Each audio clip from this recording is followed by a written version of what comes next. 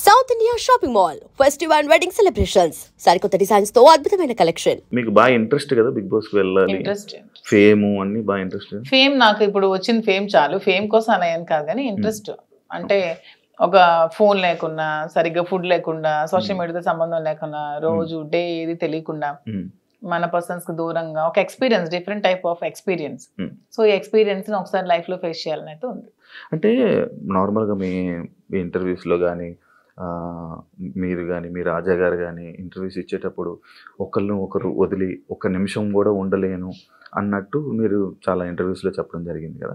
అని మీరు వెళ్ళి మీరు రాజాగారితో మాట్లాడకుండా ఆయనతో కష్టమేమో. చాలా కష్టమే, ఇది నా వీకెస్ట్. అసలు చాలా మూమెంట్ తలుచుకుంటేనే నాకు చాలా బాధ అనిపిస్తుంది. ఎందుకంటే శ్రీనివాస్ గారిని వదిలి నేను ఇన్ని రోజులు ఒక రోజు కూడా దూరంగా లేను, తను కూడా చూసుకోవడానికి ఎవరు లేరు నేను తప్పితే. సో ఇవన్నీ కొంచెం కష్టమే, అందుకనే ముందు నేను వెళ్ళలేదు. కానీ మళ్ళీ శ్రీన్ గారు ఎందుకు ఈ అవకాశాన్ని వదులుకోవాలి, నీకు వచ్చిన అవకాశాన్ని వెళ్ళు, నేను పర్వాలేదు ఉండగానే సపోర్ట్ చేస్తానని చెప్పి నన్ను కొంచెం మోటివేట్ చేసి పంపిస్తున్నారు. అంటే చాలా మంది కంటెస్టెంట్లు నేను చూసాను అనమాట ఎవ్రీ సీజన్. లోపల అంటే బయట బాగానే స్ట్రాంగ్గా ఉన్నారు అంటారు, లోపలికి వెళ్ళంగానే ఎమోషనల్గా డౌన్ అయిపోయి అయ్యో మన రాజా గారిని మిస్ అయిపోతున్నాను అని చెప్పడం కానీ, లేకపోతే మా పేరెంట్స్ని మిస్ అయిపోతున్నాను, నాకు కావాల్సిన వాళ్ళు మిస్ అయిపోతున్నాను అని చెప్పి ఎమోషన్ అవ్వడం జరుగుతూ ఉంటుంది. అది కొన్నిసార్లు సింపతి అని చెప్పి కూడా బయట పోటరీ అవుతుంటుంది. లైక్ అలా మీరేమైనా మిస్ అయ్యి దీని గురించి ఎమోషనల్గా ఏడవడం అలాంటివి ఏమైనా జరుగుతాయా? అలా ఏం లేదు. సింపతి, ఎమోషన్ అంటే ఏదైనా ఒక మూమెంట్లో మనం గుర్తొస్తే బాధపడవచ్చు, కానీ ఆ మూమెంట్ వల్ల గేమ్ డిస్టర్బ్ చేసుకొని ఆ మూమెంట్ వల్ల మనం వెళ్ళిన మోటివ్ మర్చిపోతే వెళ్ళడం కూడా వేస్ట్. బ్యాలెన్స్ చేసుకోవాలి, ఎమోషన్ ని బ్యాలెన్స్ చేసుకుంటూ గేమ్ ఆడాలి. అదే కదా మరి రియాలిటీ షో బిగ్ బాస్. ఇక్కడ మీతో మాట్లాడుతుంది చాలా స్ట్రాంగ్గా, వెల్ ప్రిపేర్డ్గా, లైక్ ఇలా ఉండాలి అన్నట్టు ఉన్నది. మీతో ఏమి ప్లాన్ చేసుకున్నారా? అది ఏం ప్లాన్ చేసుకోవాలి పోనీ మీరు చెప్పండి, మీరు ఒక బిగ్ బాస్ కంటెస్టెంట్ కదా, ఏం ప్లాన్ చేయాలి? మీకు బేసిక్ గా ఆ ప్లానింగ్స్ ఏమి ఉంటాయి నాకు తెలియదు. అంటే రియాలిటీ షోలో రియలిస్టిక్ గా ఉండాలని నేను అనుకుంటున్నాను. ప్లానింగ్స్ ఏమైనా ఉంటే టిప్స్ చెప్పండి. టిప్స్ చెప్పడం కదా, అంటే స్టార్టింగ్ వెళ్ళే కంటెస్టెంట్లకి వాళ్ళకి ఏం తెలియదు, ఎవరు వస్తున్నారు ఏంటి, వాళ్ళ క్యారెక్టర్ ఏంటి, వాళ్ళు ఎలా బిహేవ్ చేయబోతున్నారు ఏంటి అనేది మనకు ఒక ఐడియా ఉంటుంది. కాకపోతే వైల్డ్ కార్డ్ వాళ్ళకి ఒక ప్లస్ పాయింట్ ఉన్నది. అంటే ఏ కంటెస్టెంట్ ఎలా ఆడబోతున్నాడు, ఏ కంటెస్టెంట్ ఎలా ఆలోచించబోతున్నాడు, వాడు ఏం చేయబోతున్నాడు, వాడి స్టెప్స్ ఏంటి అనేది మనకు ముందే ఒక ఐడియా ఉంటుంది. అంటే మీరు మొత్తం చూసారా ఈ 4 weeks? నేను మొత్తం చూడలేదు, అప్పుడప్పుడు చూస్తున్నాను. వాళ్ళకి ఎలా తెలియదో మాకు కూడా వాళ్ళు ఎలాగో తెలియదు. నాకు వాళ్ళ పేర్లు ఇప్పుడు తెలుసు అంతే, అంతకుమించి నాకు తెలియదు. అందులో మాస్కులతో ఆడినప్పుడు వాళ్ళు ఎప్పుడు ఎలా మారుతారో కూడా ఎవరికి తెలియదు. ఈ రోజు ఇలా ఉండొచ్చు, రేపొద్దున ఇంకొకలా ఉండొచ్చు. ఒక రోజు ఒకలా గేమ్ ప్లాన్ ఉంటుంది వాళ్ళు, ఇంకో రోజు ఇంకోలా ఉంటుంది. సో ఆ స్ట్రాటజీ కూడా కంప్లీట్ గా మనకు తెలియదు, తెలుస్తుంది అనేది అపోహ అంతే కదా. ఈ రోజు మీ గేమ్ ప్లాన్ ఒకలా వాళ్ళు ప్లాన్ చేసుకోవచ్చు, నెక్స్ట్ మూమెంట్ కి వాళ్ళు మారొచ్చు, ఇలా కాదు నేను ఇంకోలా ఆడాలని మారొచ్చు. సో ఒకే స్ట్రాటజీ మెయింటైన్ అవ్వదు కదా. అంటే లైక్ మాస్క్లు అని చెప్పి అన్నారు కాబట్టి ఎవరైనా మాస్క్ పెట్టుకుని ఆడుతున్నట్టు అనిపిస్తుంది, అందరూ ఆడుతున్నట్టు అనిపిస్తుంది, ఎవరు జెన్యున్ లేదని అనిపిస్తుంది. మీరు వెళ్ళాక మిమ్మల్ని కూడా మాధురి గారు ఎందుకో మాస్క్ వేసుకొని ఆడుతున్నారు అని అంటే మీరేం? నేను వచ్చాక క్వశ్చన్ చేస్తే ఆన్సర్ నేను చెప్తాను, మీకు అలా అనిపిస్తే. నేను వెళ్ళిన తర్వాత మీకు నేను ఏమైనా మాస్క్ వేసుకున్నట్టు అనిపిస్తే, వచ్చిన తర్వాత మీరు ఇదే క్వశ్చన్ మీకు ఉంటే అప్పుడు ఆన్సర్ చేస్తాను. మిమ్మల్ని ఎప్పుడు ఇంటర్వ్యూలో తప్ప బయట మీ గురించి తెలియదు, మీ ఎమోషన్స్ గురించి తెలియదు.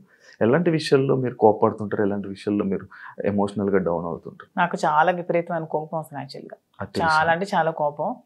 అసలు ఆ కోపాన్ని ముందు ఎలాగా అంచుకోవడానికి నేను ఒక ప్లాట్ఫామ్ అనుకుంటున్నాను. శ్రీనివాస్ గారు చాలా చెప్తున్నారు, చెప్పి పంపిస్తున్నారు. చాలా కోపం, అక్కడ ఏదైనా ఒక అన్యాయం జరుగుతుంది, అక్కడ తప్పు జరుగుతోంది, అది బాగాలేదు, అలా చేయకూడదు వాళ్ళ అనే మూమెంట్ నాకు అనిపించినప్పుడు నాకు చాలా అసలు ట్రిగ్గర్ అయిపోతాను, చాలా కోపం వచ్చేస్తుంది. అంటే ఎవరైనా ట్రిగ్గర్ చేసి ఈజీ, అది మీ వీక్నెస్ కదా. నేను ఎవరైనా ట్రిగ్గర్ చేస్తే ట్రిగ్గర్ అవ్వను, నాకు అది నచ్చకపోతే ట్రిగ్గర్ అవుతాను. అదే మీకు నచ్చని పనులు ఎవరో చేస్తారు, మరి అది వీక్నెస్ అవుతుంది కదా, అలా ప్రతిసారి ట్రిగ్గర్ అయిపోతుంది. ట్రిగ్గర్ అయ్యి వాళ్ళకి చెప్తాను, అది చేయకూడదు, మీరు ఇలా చేయండి, ఇది కరెక్ట్ కాదు, కరెక్ట్ చేసుకోండి అని చెప్తాను. వింటే ఓకే, వినకపోతే ఇంకా వాళ్ళ ఇష్టం. అండ్ ఇంకొకటి, చాలా మంది సీజన్స్లో అంటే మీ ఏజ్ కేటగిరీ గ్రూప్ ఉన్న పీపుల్ ఫాస్ట్గా ఎలిమినేట్ అయిపోయి వచ్చేసే ఛాన్సెస్ ఎక్కువ అనమాట. అది కాకుండా వైల్డ్ కార్డ్స్ కూడా లోపలికి వెళ్ళిన వెంటనే ప్రతిసారి అంటే ఎందుకు ఎక్కువ రోజులు సస్టైన్ అవ్వలేము, లోపల ఉండలేము అని బయటకు వచ్చేసే కంటే ఆ భయంతో ఎందుకు యాక్సెప్ట్ చేయడం, ఫస్ట్ వెళ్తే బాగుంది కదా అని అనిపించలేదా? అలా ఏం లేదు. వైల్డ్ గా ఉంటాను కాబట్టి వైల్డ్ గార్డ్ అనుకుంటున్నాను. అది అర్థమవుతుంది మరి. వైల్డ్గా ఉంటారని. దాంట్లో ఎందుకు అంటే మీ ఏజ్ మేము గెలవకూడదా, మేము ఆడలేమన్నా, మీ ఒపీనియన్ ఎందుకు మమ్మల్ని సపోర్ట్ చేయరా పబ్లిక్ సపోర్ట్ చేస్తారు అంటే నేను ఆ విధంగా అంటే మీరు అన్నారు కదా మీ ఏజ్ వాళ్ళు వచ్చేస్తారు, మీ ఏజ్ వాళ్ళు త్వరగా వెళ్ళినట్టు. అది అనేది జనాలు ఒక ఒపీనియన్, జనాలకి ఒక ఒపీనియన్ అలా ఉండిపోయింది. ఎందుకు ఉండిపోయింది అంటే అది ఎందుకు నాకు అర్థం కాదు. ప్రతిసారి ఆ సీజన్ లో అలా జరగడం వల్లేమో, ప్రతి సీజన్స్ లో అలా జరగడం వల్లేమో. మేము సరిగ్గా గేమ్ ప్లే చేయలేమా, మేము సరిగ్గా స్ట్రాటజీ ప్లాన్ చేయలేమా, మేము ఫిజికల్ గేమ్స్ ఆడలేమా, మేము అన్ని 100% పర్ఫెక్ట్ గా ఇచ్చినప్పుడు మమ్మల్ని మేమే ఎందుకు ఎలిమినేట్ అవుతామని అనుకోవాలి. అంటే ఇప్పుడు మీకు అంటే లైక్ ఇంత బిఫోర్ ఇంటర్వ్యూలో చూసాను, నాకేమి డబ్బుకు అంత పెద్ద కరువు ఏం లేదు, నా దగ్గర కావాల్సినంత డబ్బు ఉంది అన్నారు. అంటే మీ డబ్బు ఉన్న వాళ్ళు అక్కడ బాత్రూమ్లు కడమంటే బాత్రూమ్లు, గిన్నెలు కడమంటే గిన్నెలు, కింద తోడమని తోడగలరా? అదే కొంచెం కష్టం. అదే ఇలాంటి విషయాలు ఉంటాయి కదా, అలా దానికోసం అడిగాను క్వశ్చన్. కానీ శ్రీనివాస్ గారు దాన్ని కూడా నాకు మెంటల్ గా ప్రిపేర్ చేశారు. అంటే ఏ సిచ్యువేషన్ లో కూడా ఇలా ఉంటాయి. ఇక్కడికి వచ్చాక కడిగిద్దామనా? నేను అసలు చీపురు పట్టుకుంటేనే అతను చూడలేరు.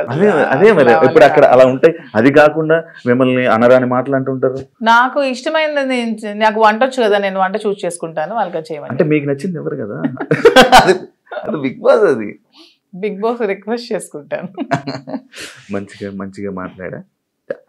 మీ జర్నీ నేను తెలుసుకోవాలనుకుంటున్నాను. లైక్ అన్ని ఇంటర్వ్యూస్లోనే లైక్ ఏదో అంటే ఇప్పుడు జరుగుతున్న ట్రెండింగ్ టాపిక్స్ ఇది, కానీ మీ జర్నీ ఏంటి, మీ ఎమోషనల్ స్టోరీ ఏంటి, అసలు మీ ఫస్ట్ నుంచి ఎలా ఇక్కడ దాకా ఇలా రావడానికి కారణాలు ఏంటి?